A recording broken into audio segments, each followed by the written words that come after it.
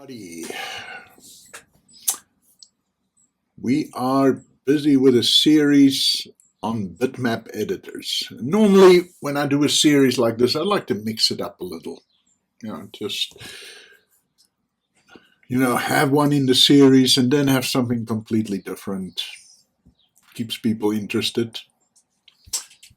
This time, however, for a number of complicated non-reasons, we're just going to plow ahead.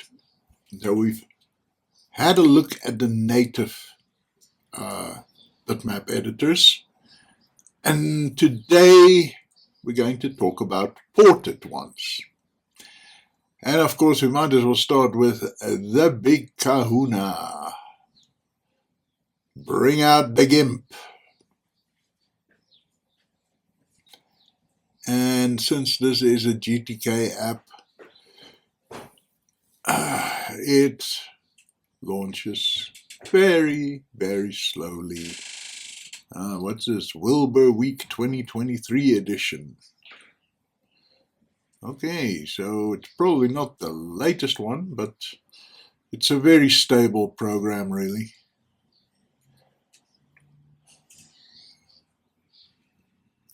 And there we go. Unstable development version. Oh, that doesn't sound very good. Okay. Let's see if we can just pull in our file. Apparently not. Apparently we have to do this the old-fashioned way.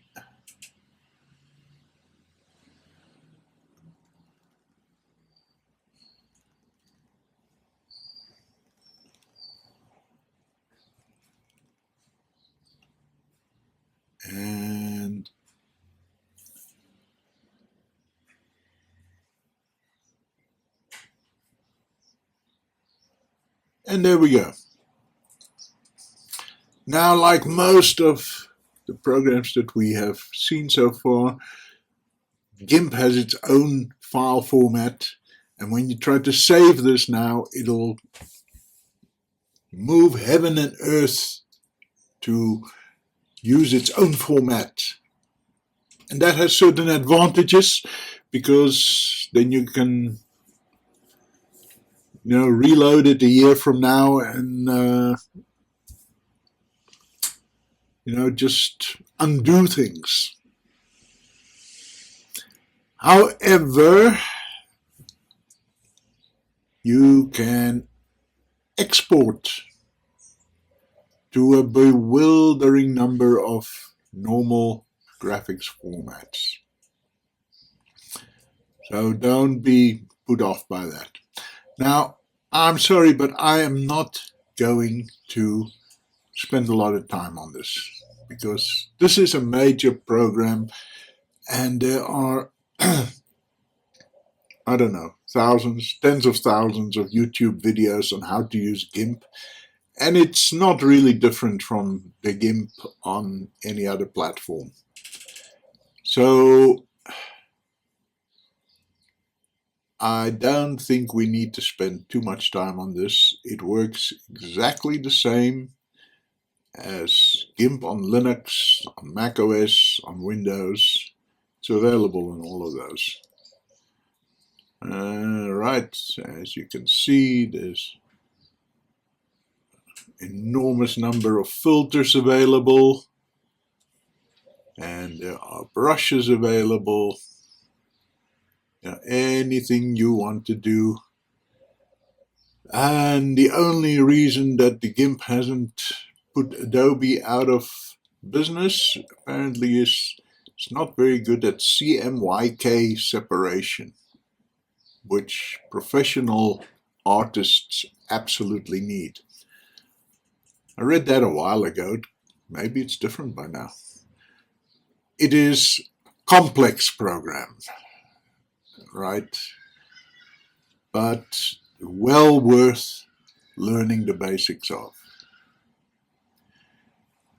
Sometimes I'm afraid it's more complex than I really need. I need very simple little things. Okay, so now let's look at what is probably going to end up being my favorite KolourPaint. Oh, this looks so simplistic. And can we drag it in? Yes, we can. And we are going to select, clear the selection. Oops. No, that doesn't quite do what I thought it would do. Undo that. Okay, deselect. Right, so now we can select a piece here, and guess what? Move it over there. I know. I keep harping on that.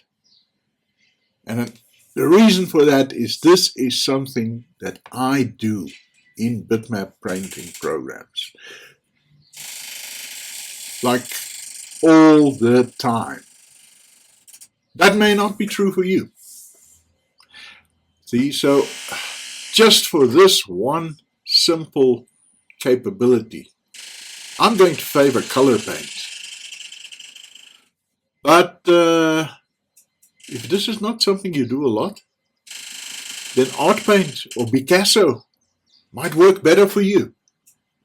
So really the only way to know that is to load them all up and see which ones really work for you. And which ones work in your workflow, in your artistic vision, however you want to call it. And that is, you know, about the best way to do it. Unlike, say, word processing. I mean, word processors are, these days, pretty much all the same. They didn't used to be. You know, back in the 1990s, there were vast differences between word processors. No, and if you had WordPerfect at the tips of your fingers, then switching to MS Word was a major life-changing events. But word processors nowadays, they all work in pretty much the same way.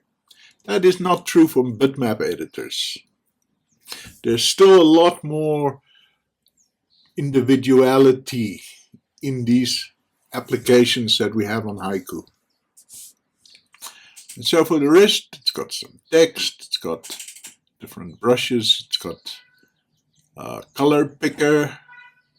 You can draw a rounded rectangle. Let's do that now. Right, what's this? You can draw a curve. Here you got different lines. What's these? Fill with background color. Let's do that. Then this should now, yeah, that's right. And here you can switch the foreground and background colors. So it looks very simplistic, but KolourPaint has pretty much 90% of what I like to see. What is missing here is layers. I don't see any way to work with layers in this. You basically have your picture and that's what you draw.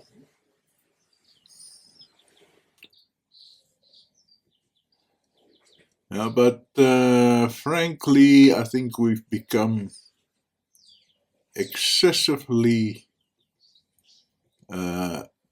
reliant on layers anyway. We never used to have them. So this is a useful little program to keep in your arsenal. Do you want to save it? No, I don't want to save it. Okay, that's long enough for today. We do have a few more that I want to look at. And we'll keep that for next time.